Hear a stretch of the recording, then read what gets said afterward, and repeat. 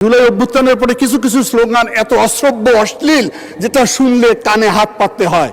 যারা দীর্ঘ 17 বছর সংগ্রাম আন্দোলন করে ক্ষতিগ্রস্ত হয়েছে, নিহত হয়েছে, আহত হয়েছে, তাদেরকে গেজেটভুক্ত করা হোক।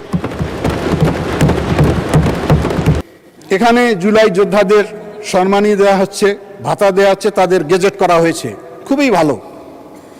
কিন্তু দেশ অর্জনে যারা শহীদ হয়ে গেল তাদের তালিকা কোথায়? তাদের তালিকা কোথায়? তাদের কি গেজেট রয়েছে? রয়নি।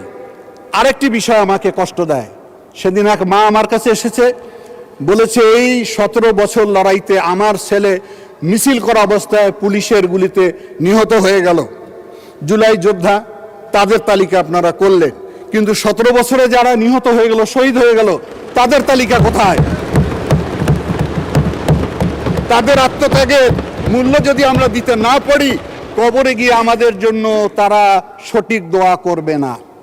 সুতরাং আমি মাননীয় প্রধানমন্ত্রীকে বলবো, যারা দীর্ঘ 17 বছর সংগ্রাম আন্দোলন করে ক্ষতিগ্রস্ত হয়েছে, নিহত হয়েছে, আহত হয়েছে, তাদেরকে গেজেটভুক্ত করা হোক।